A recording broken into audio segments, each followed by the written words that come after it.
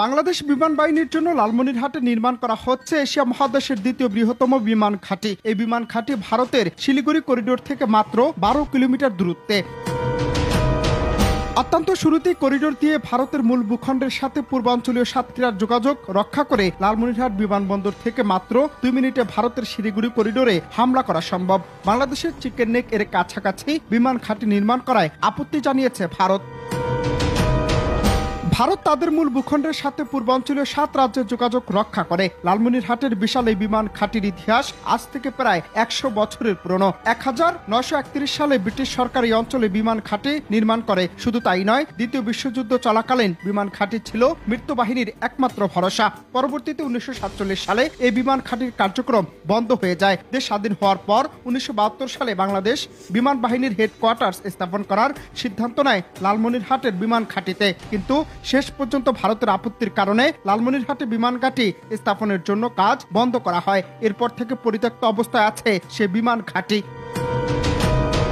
তবে গুরুত্বপূর্ণ বিমান ঘাঁটি লালমনিরহাট বিমান ঘাঁটির আয়তন প্রায় 2000 একর পর্যন্ত।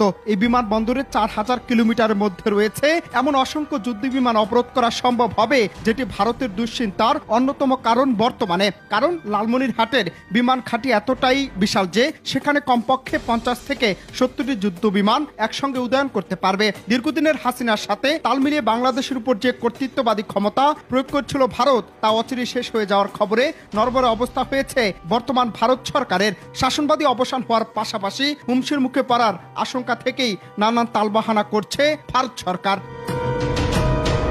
এখন বিষয় হচ্ছে, কয়েকদিন ধরেই নানান তালবাহানা করে যাচ্ছে ভারত। কয়েক দফায় বাংলাদেশের পতাকাকে অবমাননা, ভিসা প্রসেসিং বন্ধ, চিকিৎসা সেবা না দেওয়ার ঘোষণা, রপ্তানি বন্ধ সহ একাধিক বিষয় সামনে এনে বাংলাদেশের চরম বিতর্কে ভারত সরকার। টানাপোড়া লেগে যাচ্ছে পররাষ্ট্রনীতি আর বন্ধুত্বপূর্ণ সম্পর্কেও।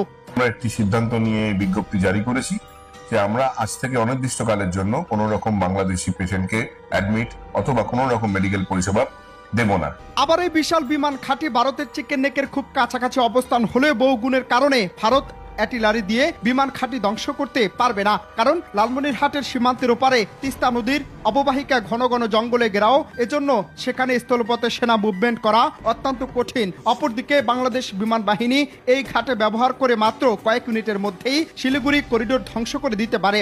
আর শিলিগুড়ি করিডোর ধ্বংস করে দিতে পারলে ভারতের মূল ভূখণ্ডের পূর্বাঞ্চলীয় 7 রাজ্যের যোগাযোগ সম্পূর্ণ বিচ্ছিন্ন হয়ে যাবে। টানা কয়েকদিনের ভারতের অযৌক্তিক কর্মকাণ্ডের প্রশ্ন জাগছে নানান মহলে। 2 ডিসেম্বর ভারতের বাংলাদেশের দূতাবাসে অপ্রত্যাশিত আক্রমণ, বাংলাদেশের জাতীয় পতাকাকে